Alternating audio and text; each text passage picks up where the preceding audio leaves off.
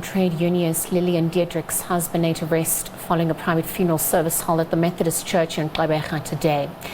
Diedericks died at her home at the age of 96. She is the founding member of the Federation of South African Women and was also part of the group that marched to the union buildings 65 years ago, fighting against the pass laws. Our reporter Anda Nqonji spoke to her daughter Eugene Plaiki early on. Well, we are outside the Methodist Church in Shorterville, where the funeral service of Mama Lily, as she was affectionately known, is expected to begin anytime soon. As you can see behind me is her family waiting patiently to go inside and give some honor to their mother, using some obviously last words. Well, a lot of people have come through.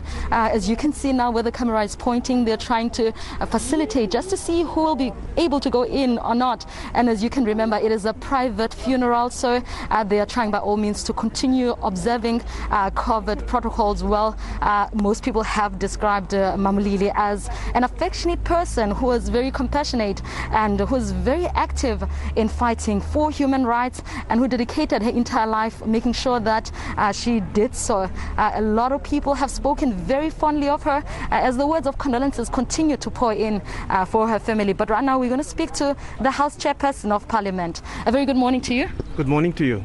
I know that this was quite a blow, to the ANC. How would you describe Mama Lily and her role that she has played within the organization?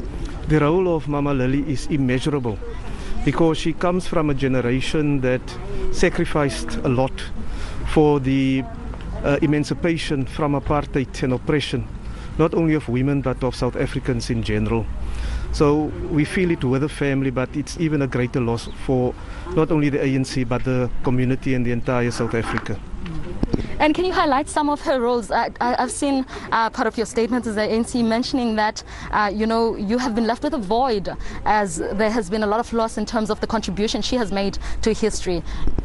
She was one of the veterans of the women who had the guts when it was not popular to do so, to lead a march to the union buildings to protest against the carrying of the pass, the Dom pass. She's also a founding member of the Federation of South African Women. And furthermore, she was a freedom fighter in her own right. She spent a lot of time in prison. She was charged with treason, worked very closely with the former Premier and Rivonia trialist, Raymond Mhlaba, and played a crucial role in building the trade union movement, not only here in the Eastern Cape but nationally.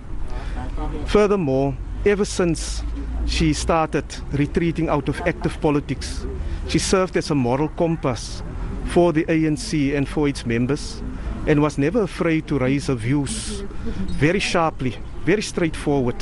And she was a feisty woman who would not take no for an answer. So those attributes make her someone special, and it is part of a generation that we will sorely miss. Well, thank you so much. You have heard it for yourself. Mama Lily has played an exceptional role in making sure that, the Eastern Cape politics are corrected. Of course, having highlighted that she actually played an active role in marching to the union buildings to try and do away with the pass law and make sure that we enjoy the freedom that we do today.